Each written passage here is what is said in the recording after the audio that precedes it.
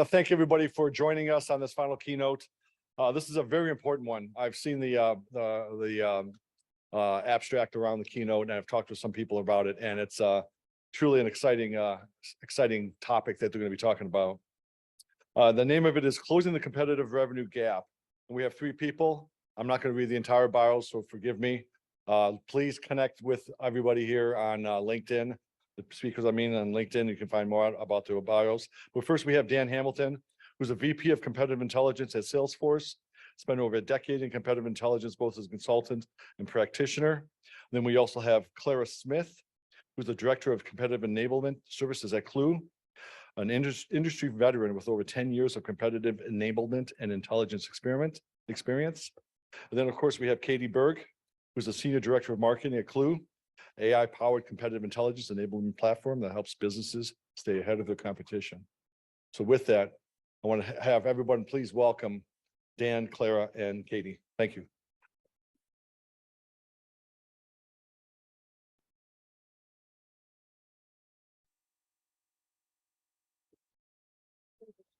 Welcome, everyone. Everyone, please appreciate, first of all, we cannot figure out how to get my tab to go away in my presentation.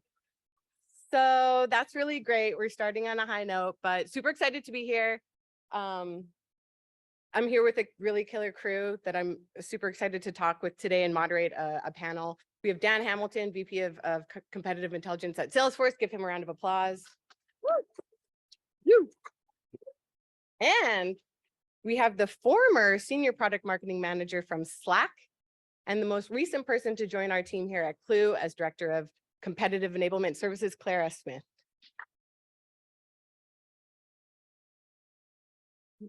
So the plan is I'm going to talk for about 5 minutes to explain a bit of context behind the topic of discussion for today. Then we're going to get into conversation with both Dan and Clara. And I have some prepped questions, but I'm hoping that we can keep this as valuable as possible for you. So I'm going to open it up to questions from the room very early on. Put your hand up as soon as you have something you'd like to learn from these two. They're super smart. So minding the gap. Right now, a lot of senior executives are thinking about how do we get more revenue in 2023, and they're looking at compete programs to do that. And this is all around the concept of the competitive revenue gap. So I'm not going to belabor this point. I think that a lot of us are feeling this right now. Business is challenging, and a lot of companies are expecting and feeling like that might get worse. And so what senior executives are talking about, what boards are talking about right now is revenue. It's about retaining it. It's about winning more of it. And so as compete professionals, the question for you is, how are you going to impact revenue this year? And to us, it's about quantifying the competitive revenue gap. Now, I'm going to take you through a quick way, some quick maths on how you might calculate this in a way that you could show to your executive team. So stick with me. Your company potentially has sellers. They are closing deals every day. Say you're working at a company that's doing 100 million in revenue. If they have roughly a 20% win rate, that's going to mean they have 500 million in pipeline that they're going through on an annual basis. Now, what happens to that pipeline is that you're going to win 20% of it. 50% of it, you're probably going to lose to status quo or no decision. And 30% you're losing to competitors. And that's industry average. That's not like made up by me. We have data to back that, but you can talk to Adam McQueen. He can tell you the source on that. So that ends up calculating to you're losing $150 million to revenue, or 150 million in revenue to competitors every year. And if you're thinking about what matters to your executives, it's that. These are prospects who had budget, who evaluated alternatives, who signed a contract, it just wasn't with you. And that's painful. And that is the number that we call the competitive revenue gap. But is it believable? Because if I were to go to my CEO and say, look, Jason, please, we want to invest in our competitive program this year. We're going to influence $150 million in revenue. That's what we're going to bring into the company. He's going to give me this face 100% of the time. And I don't like when that happens in Zoom meetings, because it's very uncomfortable when you start to see that face being made by different people on a call. So we want to break it down a little bit further than that. So of that 150 million, let's say half of them, you probably didn't have a chance at winning. So these are the deals where there were obvious product gaps, where you were late to the deal, there was existing relationships, or pricing was a major factor. These aren't deals that you're going to have an equal chance at winning. But the other 50% are deals that you should have won, you could have won. This is where your sales execution is where the deal was lost. You didn't handle objections well. You didn't differentiate early enough. Those are the deals that hurt to lose.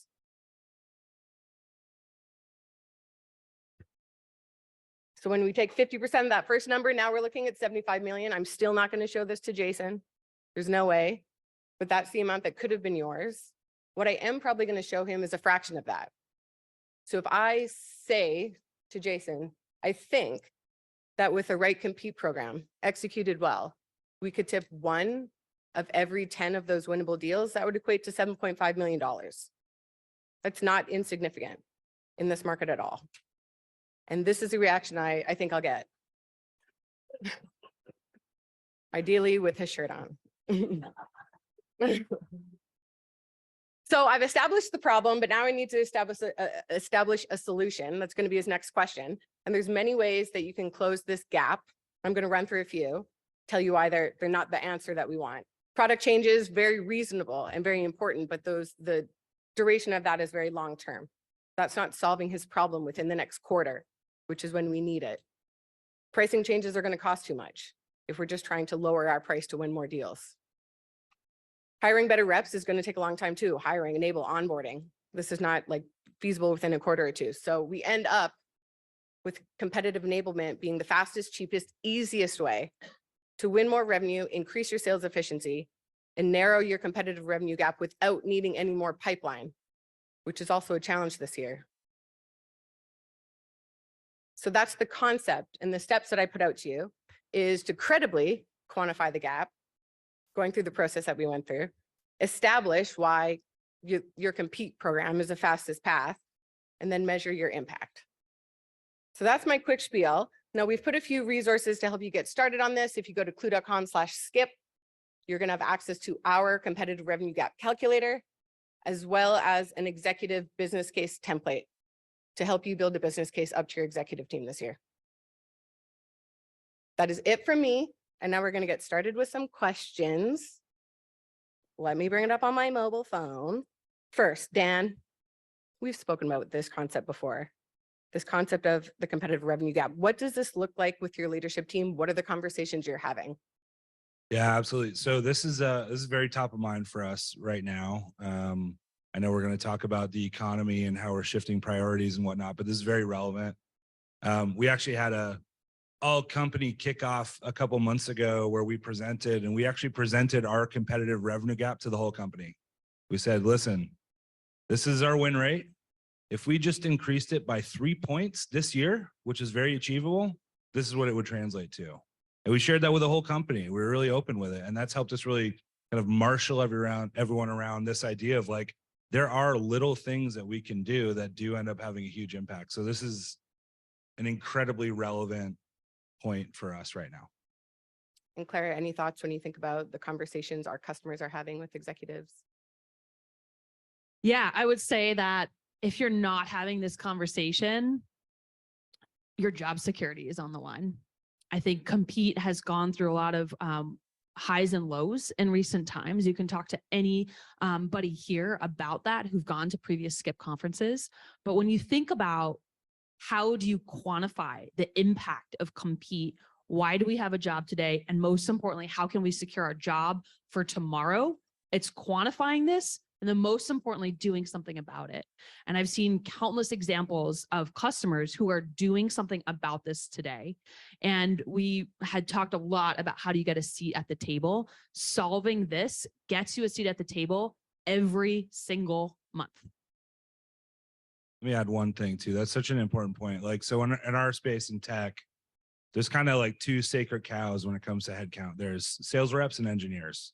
And if you're not one of those, it's kind of ambiguous. And especially for a role like what we do, which like, if you don't really focus on impact, you're like, oh, let's go do this internal marketing campaign. It'll be really fun and all this. Like, you fall into that space of like, oh, do we really need this team or do we not? Right. And I think if you do this right, if you have the right instrumentation, right attitude, you can show that there's a tremendous ROI from having a well-oiled competitive machine, way more than a lot of the other supporting teams that would also fall into that category.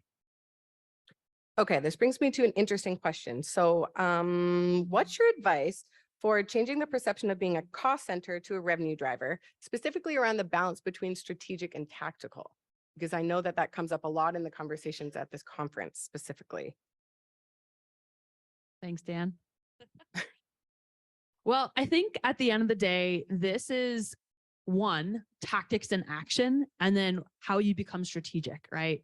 So I'm reflecting back to how I used to present to one billionaire out there who was a CEO, and I would not be able to walk in that room confidently, not knowing this. And most importantly, not being able to deliver this.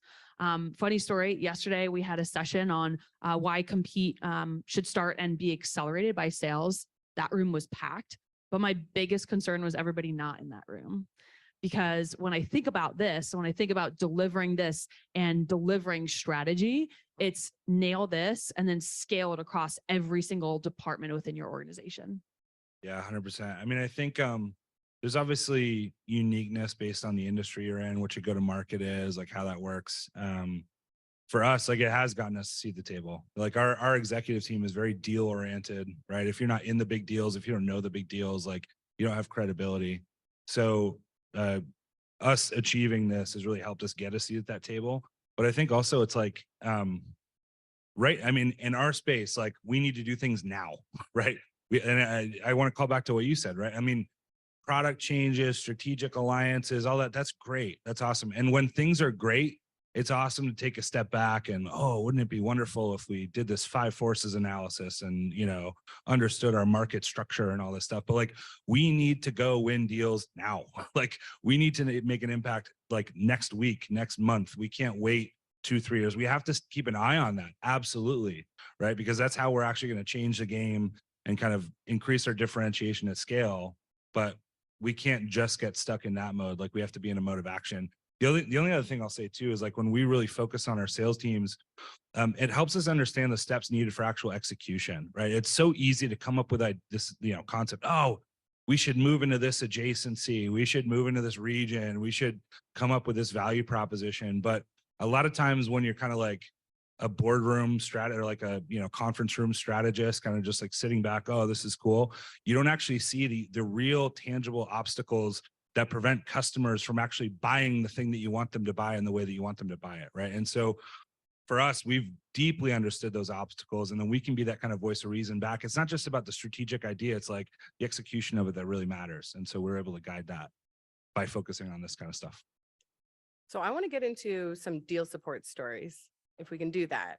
I'm curious if you could share with us, what's your most memorable deal that you worked on that you helped tip your way that was in that frame of being very competitive? And can you walk us through what that looked like for you? Yeah, I mean, and this is a huge part of what our team does. We spend, if we're not spending at least 1/3 of our time, like actually in calls with our sales teams about specific deals, like I don't think we're spending enough time there. Like and I can go through that at any point, but like it's so huge.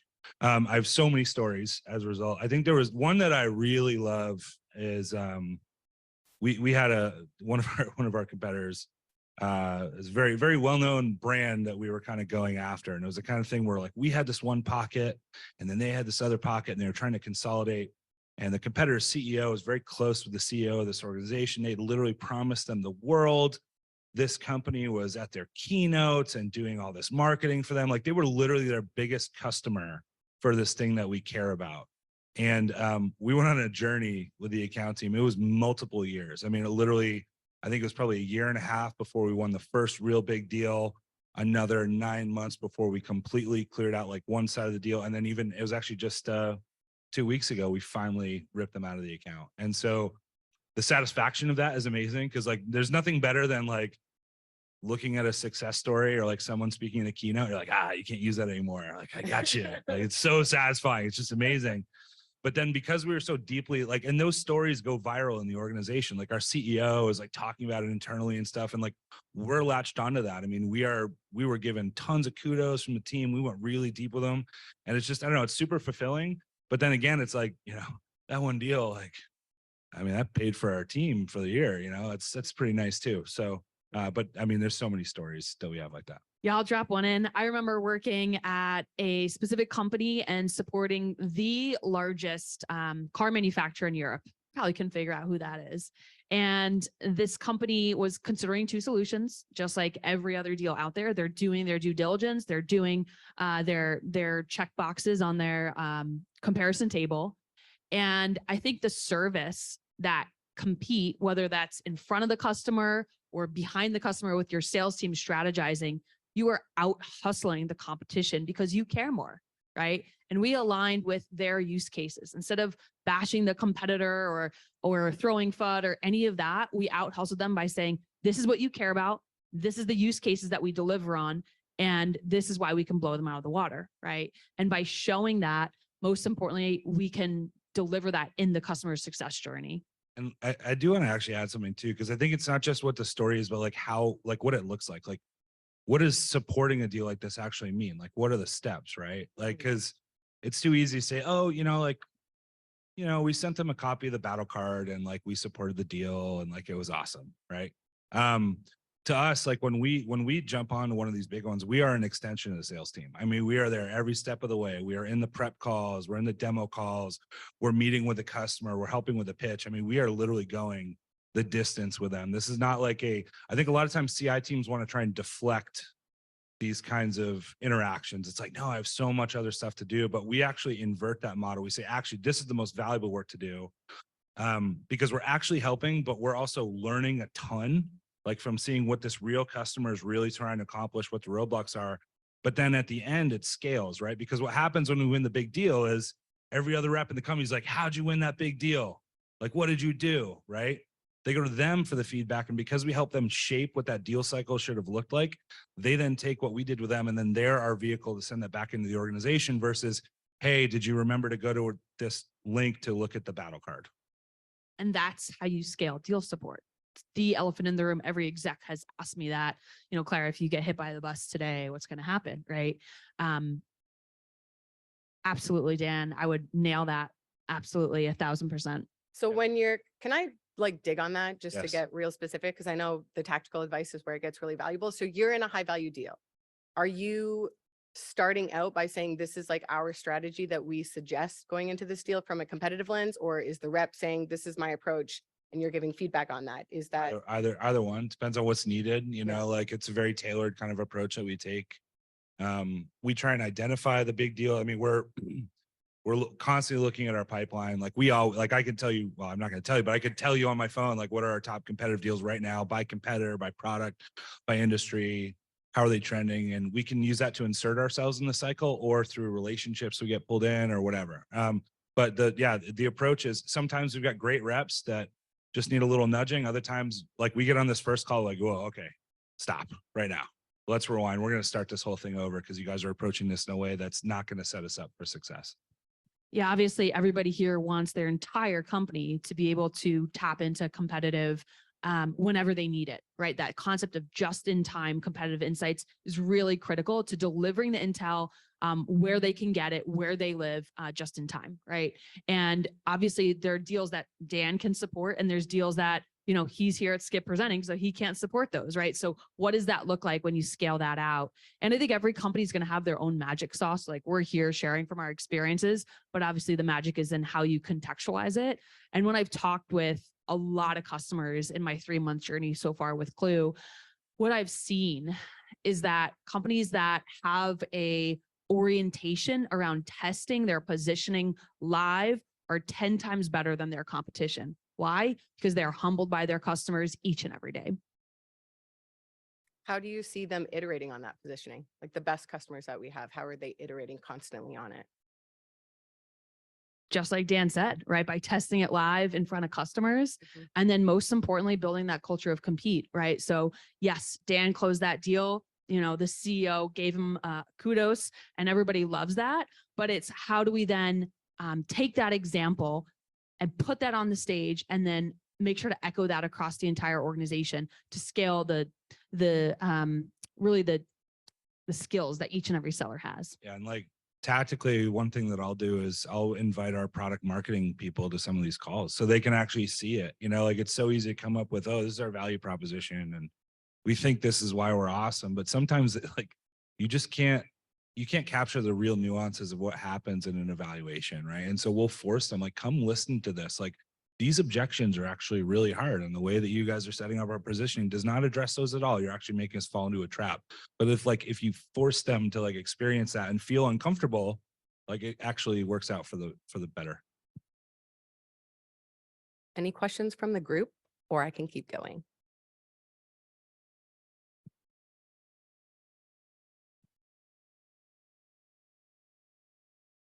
Yeah.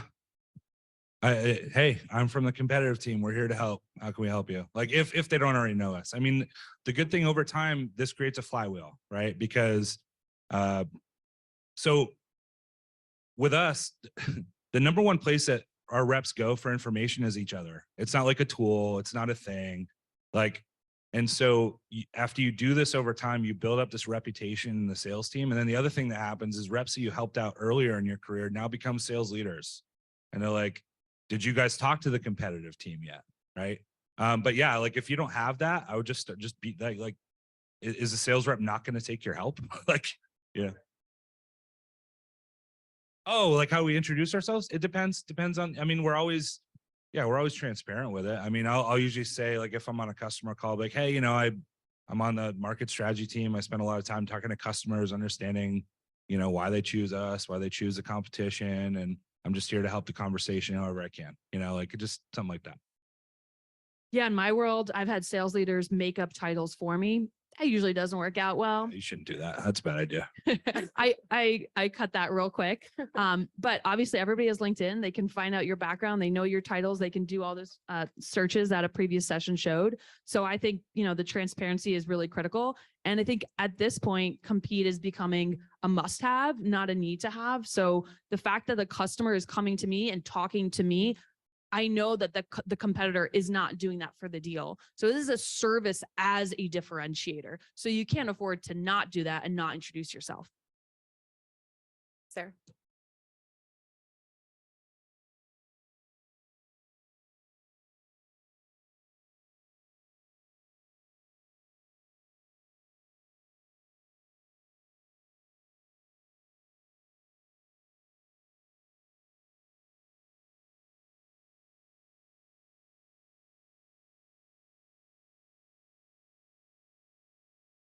Yeah, for sure. I mean, it's definitely an empowerment thing. Like we shouldn't have to do it multiple times with the same rep or set of reps. I mean, our business is very complicated. We have a lot of different products. So, you know, sometimes that happens. But yeah, our attitude is always empowerment. And the other thing that we'll do, one of my favorite lines when I'm having one of these calls is I'll say, so I don't have a quota and I know that you do, just to disarm that from the equation. Cause sometimes, like, to be honest, sometimes you have to tell a rep, you actually probably shouldn't spend time on this deal. You know, we have one of our brand pillars internally is we're respectful truth tellers. Like we will always tell you the truth. Like we're not going to sugarcoat it. Like if you're doing this wrong, we're going to tell you. We're going to tell you why it's wrong. But then again, disarm it with like, I know that like if you close this deal, you get to pay your mortgage and like it literally has no impact on me at all. So you do what you want with this information. It is your deal. That's the other thing. This is your deal. Like this is not my deal. This is your deal. You run the cycle. I'm just going to give you some guidance and you can take it, and they usually do, or you can't, but that's their call. Yeah, to add to that, Sarah, I'd say, of course, that's the scale piece, right, that I mentioned before, but there is that level setting of behavior and then sharing that across the organization, right? So it's like you nail it once and then you can scale it across the organization, put that salesperson on that pedestal, show them what good looks like, raise the bar, and then do scaled activities, certifications, role plays, live trainings, SKO. I can go on and on and on about how you reinforce that good behavior.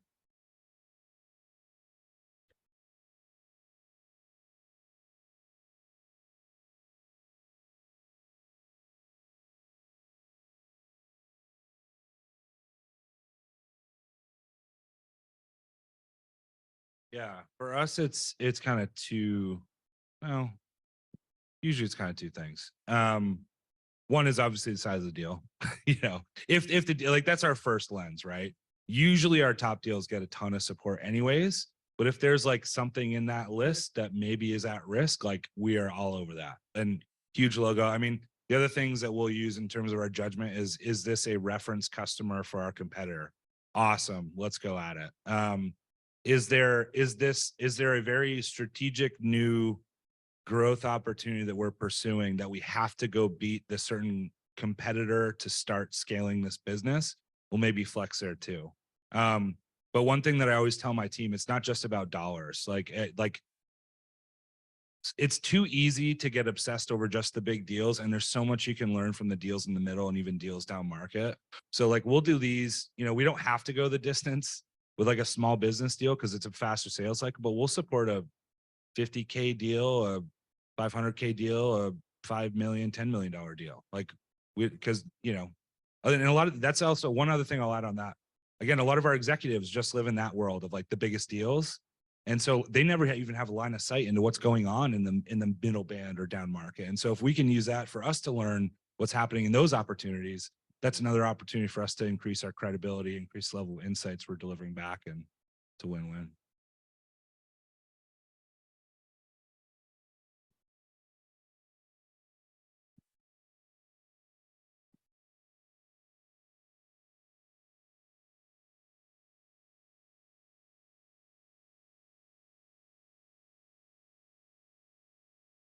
Yeah, it's so two things. So tactically, yeah, we have a pretty big team for CI. We have 25 people right now, which is pretty big, bigger than most. It's still not big enough though, given how many products and things we have. But the other part of the question is really important. Like, how do we create space for people to spend that much time on these? So we have a process at Salesforce called the V2 Mom. It's our kind of like our management principle. It's like prioritization, right? And it's like a waterfall thing where our CEO comes up with the company priorities and then it all trickles down. And we are maniacally focused on the V2 Mom. And part of our culture is like, if everything's important, then nothing's important. Like we ruthlessly prioritize everything that we do. And so part of it is as we're coming up with that plan for the year, like we are absolutely calling out other things that won't get done because of how much time we're spending on deals. But then when we go back and talk to our leadership teams and like, review our V2 Moms with them, whatever, like, yeah, that's absolutely the right thing for you to do. Because it goes back to the moral of the story here, which is driving real impact. Like it's too easy. Again, this is maybe too much of a tech thing, but like, it's like, when you're a hammer, everything's a nail, right? Like, oh, we're having this problem with this competitor. Okay, well, let's go build some content and we'll send out a campaign internally and make sure everyone is on message and blah, blah, blah, blah, blah, blah, blah, blah, blah. And like, I've been through so many of those things, and it's really hard to measure the impact of those. Really, really, really hard. And a lot of times the impact is not like what you thought it was going to be. And so that's part of the conversation that we'll have with people is like, this is actually going to help us, close our competitive revenue gap, Yeah, Bruce, maybe we can do one more question, then we'll wrap.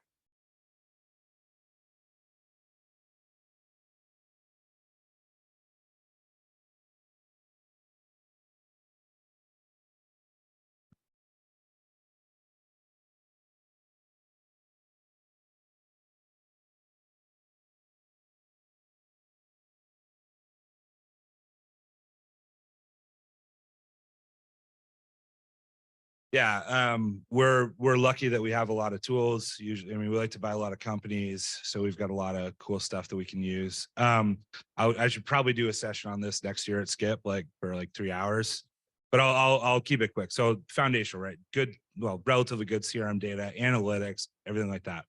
I think a lot of times people focus too much on the data though, and not the automation and like workflow. Okay, so something that we are working on right now is smart, proactive pushes of content. Okay. So usually it's like, I'm in a deal against this company. I need to go find my CMS, my repository, wherever my files are, my battle card. I need to go read it. I don't know where to go.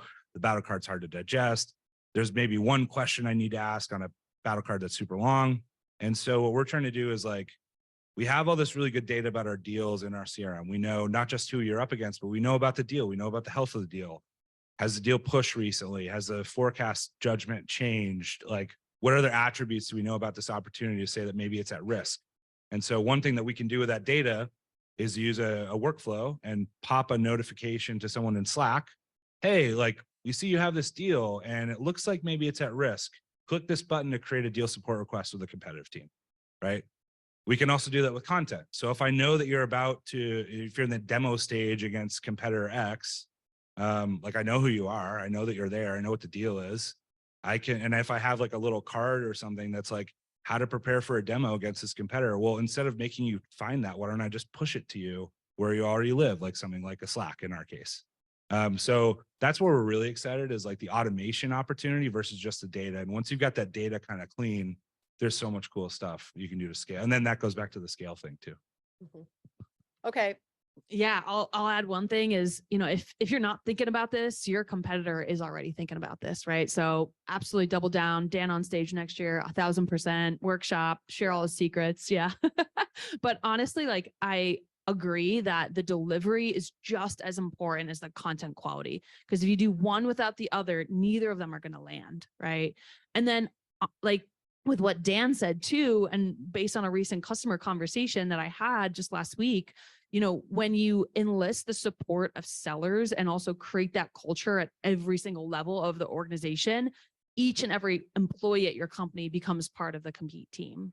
So by really pressure testing that and delivering it to them, then they get more co-owned in the success of the program.